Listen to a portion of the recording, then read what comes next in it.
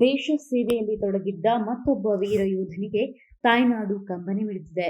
ಕೇರಳದ ಕೊಚ್ಚಿಯಲ್ಲಿ ಸೇವೆಯಲ್ಲಿದ್ದ ವೇಳೆ ಅಕಾಲಿಕವಾಗಿ ನಿಧನರಾದ ಭಾರತೀಯ ನೌಕಾದಳದ ಯೋಧ ಯಶೋಧರ ದುರ್ಗಪ್ಪ ವಡ್ಡರ್ ಅವರ ಪಾರ್ಥಿವ ಶರೀರಕ್ಕೆ ಹಾವೇರಿ ಜಿಲ್ಲೆಯ ಉಪ್ಪುಣಸಿ ಗ್ರಾಮದಲ್ಲಿ ಸಕಲ ಸರ್ಕಾರಿ ಗೌರವಗಳೊಂದಿಗೆ ಅಂತಿಮ ನಮನ ಸಲ್ಲಿಸಲಾಯಿತು.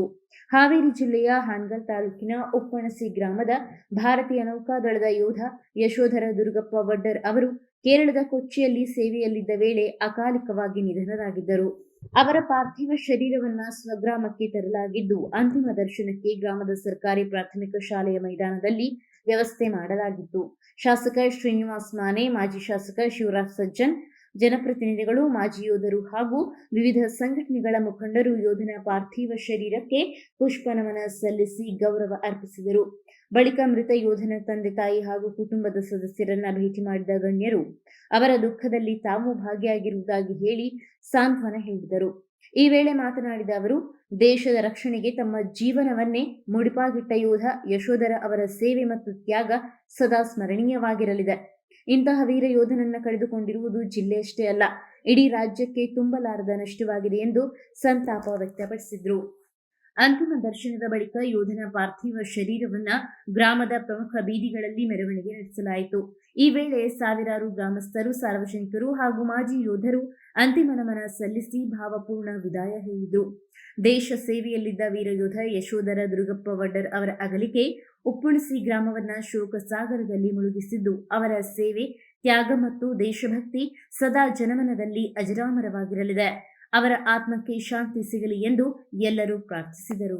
ರಾಷ್ಟ್ರ ಸೇವೆಯಲ್ಲಿ ತೊಡಗಿಸಿಕೊಂಡಿದ್ದಂಥ ಯಶೋಧರ್ ವಡ್ಡರ್ ವೀರ ಯೋಧನ ಸಾವು ಅತ್ಯಂತ ದುರಂತಮಯವಾಗಿದೆ. ದೇಶ ಸೇವೆಯಲ್ಲಿ ನಿರತರಾಗಿದ್ದಂಥ ಯುವಕ ಅಕಾಲಿಕ ನಿಧನವಾಗಿದ್ದು ನಮ್ಮೆಲ್ಲರಿಗೂ ಭಾಳ ಅಪಾರವಾದಂಥ ದುಃಖವನ್ನು ತಂದಿದೆ.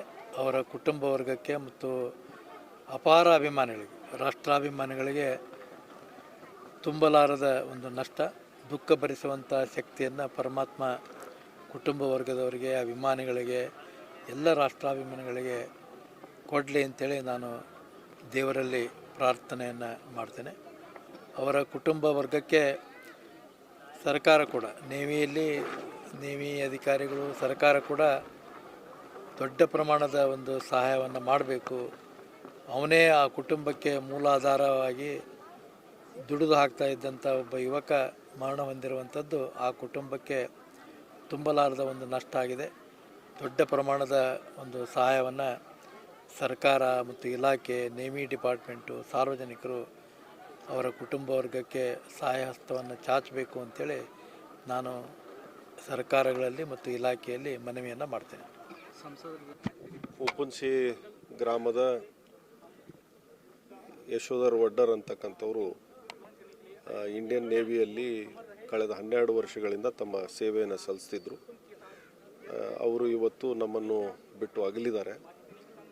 ಈ ಊರಿನ ಒಬ್ಬ ಹೆಮ್ಮೆಯ ಪುತ್ರ, ದೇಶದ ಸೇವೆಯಲ್ಲಿದ್ದಂಥವನು ಇಷ್ಟು ಬೇಗ ಈ ದುಃಖದ ಒಂದು ಸಂದರ್ಭ ನೋಡ್ತೇವೆ ಅಂತಕ್ಕಂಥದ್ದು ಎಲ್ಲ ಗ್ರಾಮಸ್ಥರಲ್ಲೂ, ಇಡೀ ತಾಲೂಕಿಗೂ ದುಃಖದ ಒಂದು ಸಂಗತಿ, ಒಂದು ದೊಡ್ಡ ನಷ್ಟ ಇವತ್ತು ನಮ್ಮ ತಾಲೂಕಿಗಾಗಿರ್ಬೋದು ಮತ್ತು ದೇಶದ ನೌಕಾ ಸೇವೆಗೂ ಕೂಡ ಆಗಿರ್ಬೋದು.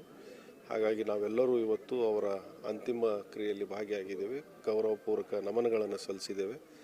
ದೇವರಲ್ಲಿ ಪ್ರಾರ್ಥನೆ ಮಾಡ್ತೇವೆ, ಅವರ ಆತ್ಮಕ್ಕೆ ಚಿರಶಾಂತಿಯನ್ನು ಕೋರ್ತೇವೆ.